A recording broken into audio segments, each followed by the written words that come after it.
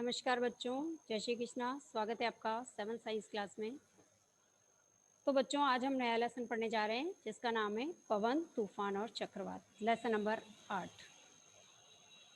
सबसे पहले तो बात करें बच्चों, पवन किसे कहते हैं। तो पवन यदि हम देखें तो गतिशील वायु क्या कहलाती है, पवन कहलाती है। अब इस लेसन के अंदर बच्चों हम पवन, तूफान, चक्रवात के बारे में अध्ययन करेंगे। तो यदि हम चक्रवात की बात करें तो उड़ीसा के तट पर 18 अक्टूबर 1999 में एक चक्रवात आया था और इस चक्रवात का जो वेग था वो 200 किलोमीटर पर आवर के रेंज का था और इस चक्रवात ने जो है 45,000 जो है वो भवनों को तहस नहस कर दिया था। इसके साथ ही यदि हम बात करें तो इससे 7 लाख लोग जो थे वो बेघर हो गए थे इस चक्रवात के कारण और काफ़ी जन धन की हानि हुई। इसी के साथ 29 अक्टूबर को इसी वर्ष जो है 29 अक्टूबर को फिर से जो है चक्रवात आया। ये चक्रवात जो था 260 किलोमीटर पर घंटे की रफ्तार से आया था। इसके साथ ही इसके अंदर भी काफ़ी जन धन की हानि हुई और इसके साथ साथ हम कह सकते हैं उड़ीसा के अंदर जो है समुद्र के अंदर जो ऊंची लहरें उठी जिससे कि जब ये लहरें समुद्र की लहरें आकर के तट से जब टकराई तो इससे भी काफ़ी जो है हजारों लोगों की जान जो है वो चली गई। तो हम कह सकते हैं इससे भी काफ़ी जो है जनधन की हानि हुई। तो जब भी चक्रवात आते हैं, चक्रवात जो होते हैं वो पवन के वेग में तेजी से चक्रवात कभी भी अचानक आ सकते हैं और हम कह सकते हैं पर्यावरण में उथल पुथल के कारण इस प्रकार की घटनाएं जो है वो अत्यधिक होती रहती है। और जब चक्रवात आता है तो काफ़ी लोगों को जो है लोगों की जनधन की भी हानि होती है, साथ साथ कई लोग जो होते हैं अपनी जान भी गंवा बैठते हैं। अब हम कह सकते हैं इसके साथ चक्रवात के कारण कृषि क्षेत्रों में भी काफ़ी नुकसान होता है, परिवहन के क्षेत्रों में भी काफ़ी नुकसान होता है, संचार और विद्युत सप्लाई में भी जो है वो काफ़ी जो है प्रकार की जो है असुविधाएं जो है इससे उपलब्ध हो जाती है। अब चलते हैं आगे बच्चों, इस लेसन के अंदर आगे हम चक्रवात के बारे में विस्तार से अध्ययन करेंगे।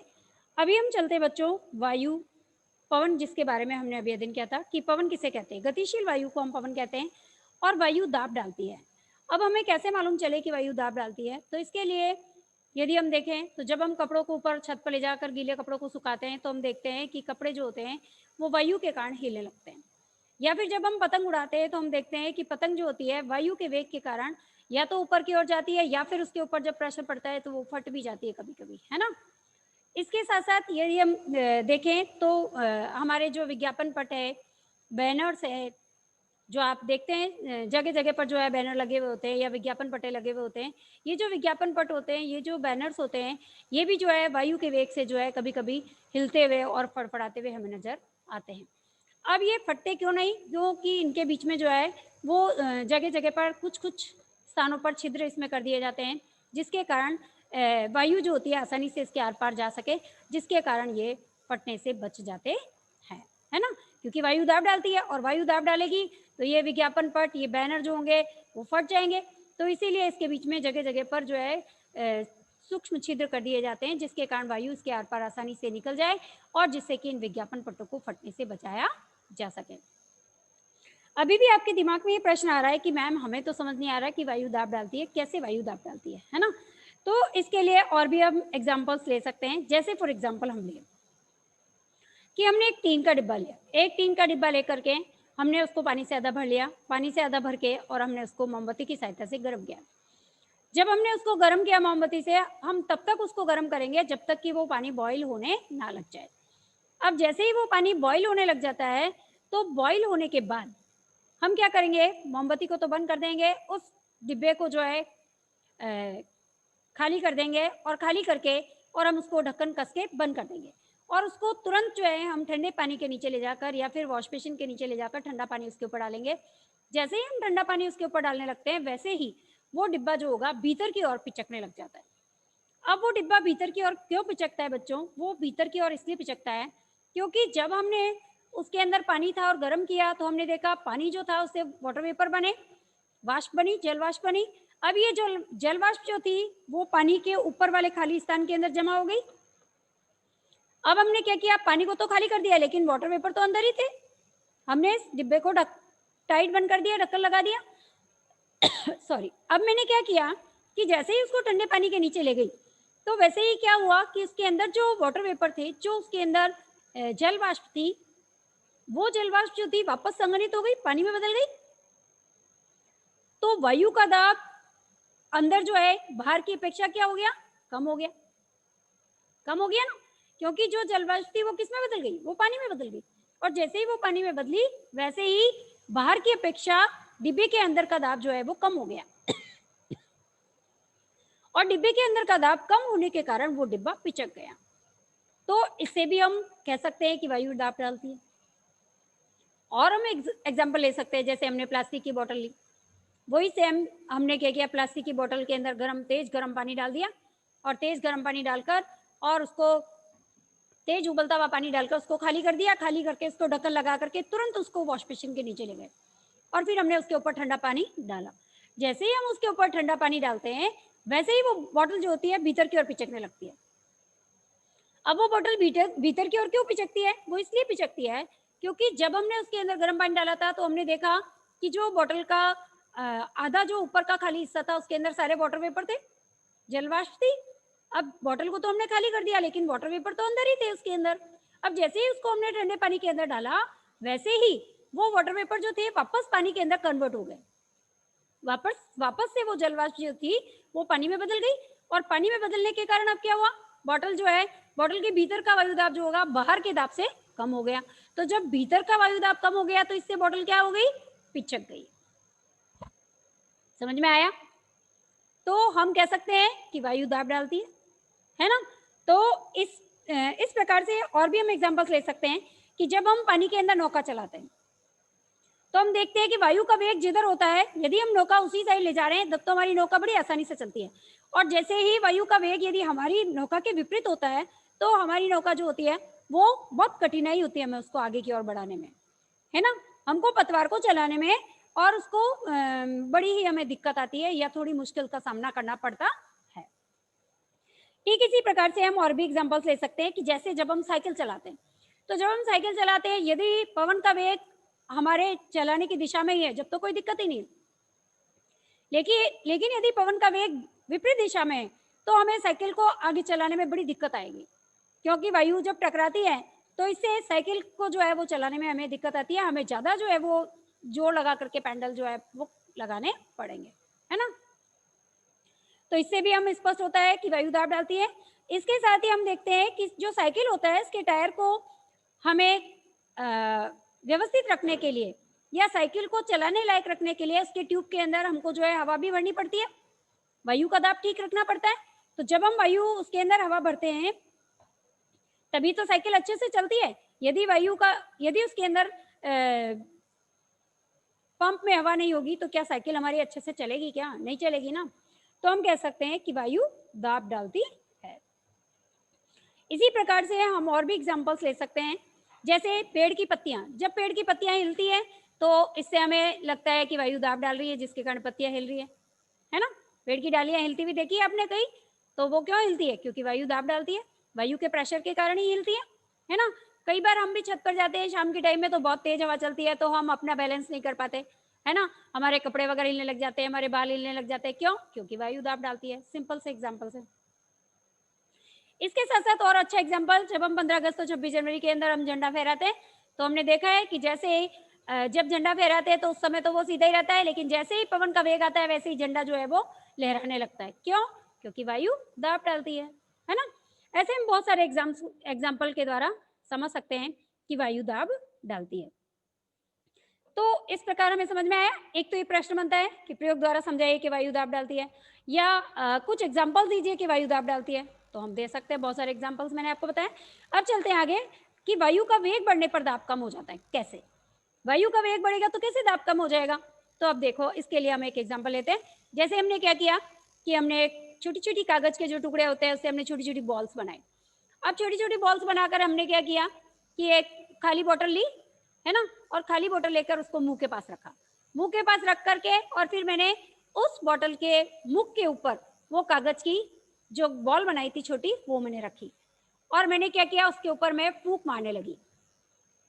जैसे ही मैं बोतल को पास रख के फूंक मारती हूँ तो मैं देखती हूँ कि वो जो कागज की बॉल होती है वो बोतल के मुख के ऊपर नाचने लगती है।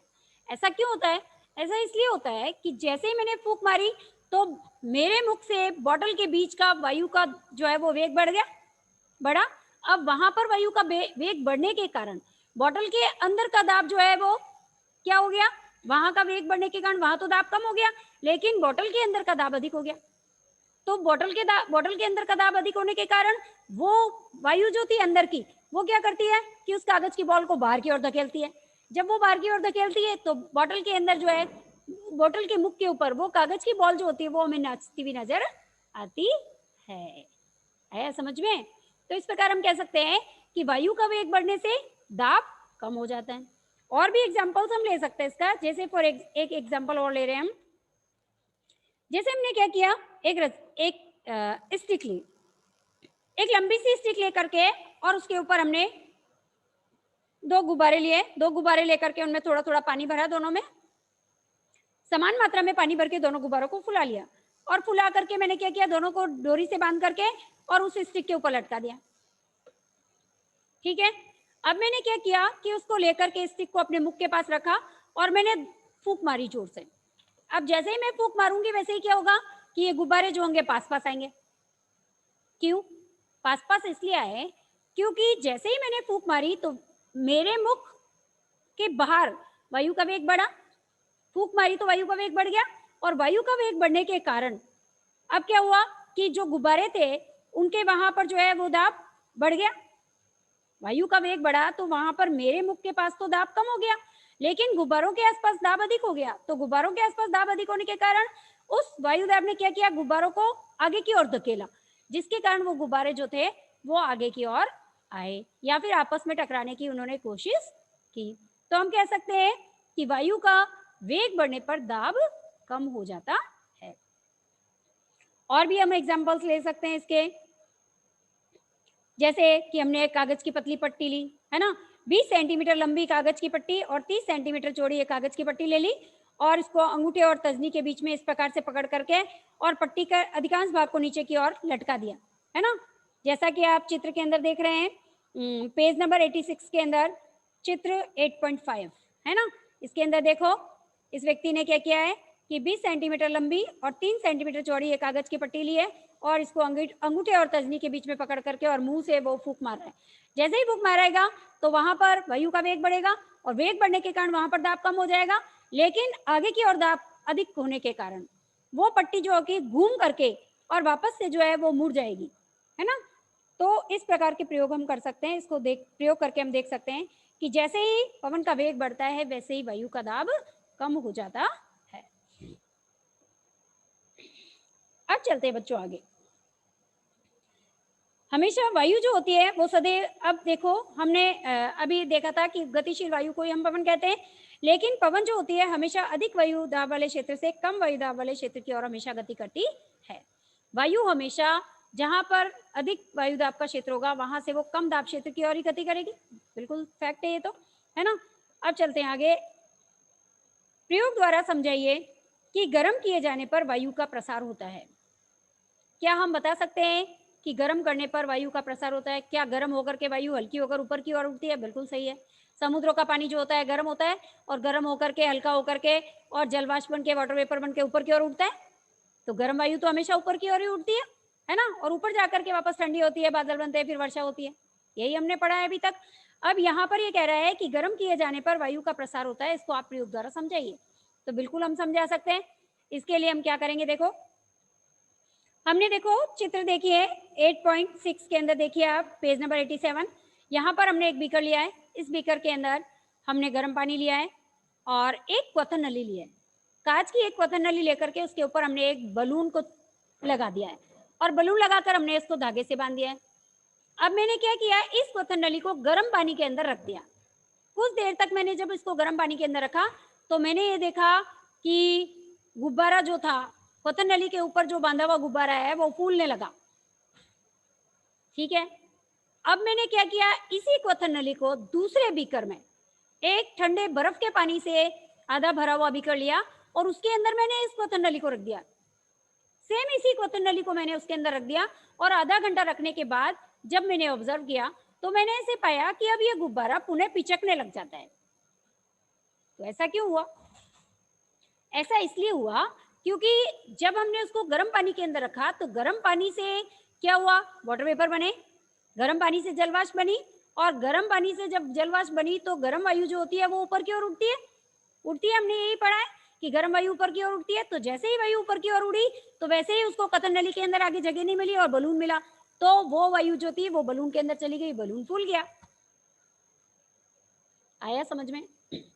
लेकिन जब मैंने इसको ठंडे पानी के अंदर रखा तो देखो कंडीशन बिल्कुल विपरीत थी, क्योंकि जब मैंने बर्फ के पानी में रखा तो कोई वाटर वेपर नहीं बना, कोई जलवाष्प नहीं बनी, नहीं बनी। तो जब जलवाष्प बनी नहीं तो वो ऊपर की ओर बढ़ी नहीं क्वथन नली में, और जब बढ़ी नहीं तो उसने जाके गुब्बारे को फुलाया नहीं। समझ में आया? आया समझ में? तो इस प्रकार हम कह सकते हैं कि गर्म वायु जो होती है वो गर्म किए जाने पर वायु का प्रसार होता है। जब हम गर्म करते हैं किसी भी चीज को तो उससे जो वाटर वेपर बनते हैं वो वायु, गर्म वायु जो होती है हमेशा ऊपर की ओर उठती है या फिर गर्म वायु का प्रसार होता है। हम इस प्रयोग के द्वारा इसको समझा सकते हैं। इसके अलावा एक और एग्जाम्पल हम बहुत ही अच्छा सा ले सकते हैं।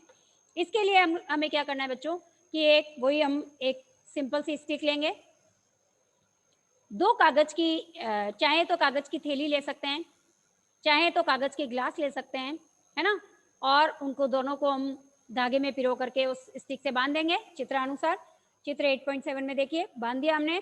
और बांधने के बाद अब हम क्या करेंगे कि कागज की थैली को गर्म करेंगे, मोमबत्ती को जलाएंगे और मोमबत्ती की लो को हम जो है कागज की थैली के नीचे रखेंगे।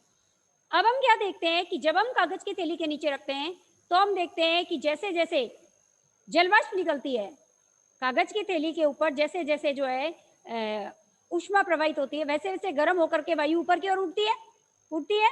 अब वायु ऊपर की ओर उठती है तो वो क्या करती है, ये सारा प्रेशर जो होता है किसकी ओर जाता है, थैली की ओर जाता है, जिससे थैली जो होती है वो अनबैलेंस हो जाती है, ऊपर उठ जाती है ना। अभी हमने देखा ऊपर वाले चित्र के अंदर हम देख रहे हैं कि दोनों जो थैलियां हैं वो सेम प्रोसेस में है, सेम कंडीशन में है, सेम स्टेज में है। लेकिन नीचे वाले चित्र के अंदर जब हम देख रहे हैं तो जिस थैली को हम गर्म कर रहे हैं हम देख रहे हैं कि वो थैली ऊपर की ओर उठ गई है। ऐसा क्यों हुआ? क्योंकि वायु गर्म होकर के ऊपर की ओर उठती है, और जब वायु गर्म होकर के ऊपर की ओर उठती है तो वो थैली को ऊपर की ओर धकेलती है। तो इससे भी स्पष्ट होता है कि गर्म किए जाने पर वायु का प्रसार होता है। और गर्म वायु जो होती है हमेशा ठंडी वायु की अपेक्षा हल्की भी होती है, जिसके कारण वो ऊपर की ओर उठती है। जैसे धुआं भी देखो हल्का होता है, जिसके कारण हमेशा ऊपर की ओर उठता हुआ दिखता है।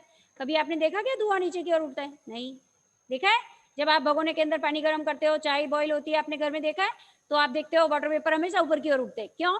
क्योंकि जलवाष्प जो होती है हमेशा हल्की होने के कारण ऊपर की ओर उठती है। अब प्रकृति में ऐसी अनेक स्थितियां होती है जहां पर किसी भी स्थान या क्षेत्र से जो है वायु गर्म होकर के ऊपर की ओर उठती है। जैसे हमने फॉर एग्जांपल लिया था, समुद्रों का जल गर्म होकर के ऊपर की ओर उठता है, ऊपर जाकर के वापस संघनित हो जाता है, बादल बनाता है, फिर वर्षा होती है और ये प्रोसेस चलता है। इसी को हम जल चक्र कहते हैं, है ना। ऐसी स्थितियां जो है वो बनती रहती है। अब देखो बच्चों, ऐसी स्थिति में उस स्थान का वायुदाब जो है कम हो जाता है। जैसे मैंने कहा कि किसी स्थान या किसी क्षेत्र पर वायु गर्म होकर ऊपर की ओर उठ रही है, तो जब वायु गर्म होकर के ऊपर की ओर उठती है तो उस स्थान पर वायुदाब कम हो गया। अब वहां पर वायुदाब कम हो गया तो वहां पर जो है दूसरे क्षेत्र से ठंडी वायु जो होती है उस क्षेत्र को कवर कर लेती है, वहां पर आ जाती है। फिर ये वायु गर्म होती है, फिर ऊपर की ओर उठती है, फिर यहाँ पर वायुदाब कम हो जाता है, फिर अन्य क्षेत्रों से वायु यहाँ पर आती है, फिर गर्म होती है, फिर ऊपर की ओर उठती है। तो ये प्रोसेस चलता रहता है, चलता है। तो इसी को हम क्या कहते हैं? संवहन धाराएं कहते हैं। समझ में आया? इसको हम क्या कहते हैं? संवहन धाराएं कहते हैं। तो इस प्रकार से बच्चों आज हमने पढ़ा कि वायु क्या है, पवन किसे कहते हैं, और वायु दाब डालती है। इसके साथ साथ गर्म किए जाने पर वायु का प्रसार होता है। साथ साथ हमने थोड़ा बहुत चक्रवात के बारे में भी पढ़ा। तो आज हमारी क्लास बच्चों हम यहीं पर कंप्लीट करेंगे। इसमें बहुत सारे प्रश्न भी बनते हैं। जैसे पहला प्रश्न तो यही बनता है, पवन किसे कहते हैं। दूसरा प्रश्न बनता है वायु दाब डालती है, प्रयोग द्वारा समझाइए। फिर प्रयोग द्वारा समझाइए कि वायु का वेग बढ़ने पर दाब घट जाता है ना। फिर इसके साथ साथ ये भी प्रश्न बनता है कि प्रयोग द्वारा समझाइए कि गर्म किए जाने पर वायु का प्रसार होता है ना। तो इस प्रकार बहुत से प्रश्न बनते हैं। तो इन सभी प्रश्नों को आप देखना, है ना? अब हम हमारी क्लास यहीं पर आज कंप्लीट करेंगे और नेक्स्ट टॉपिक हम नेक्स्ट क्लास में पढ़ेंगे। तो धन्यवाद बच्चों, जय श्री कृष्ण।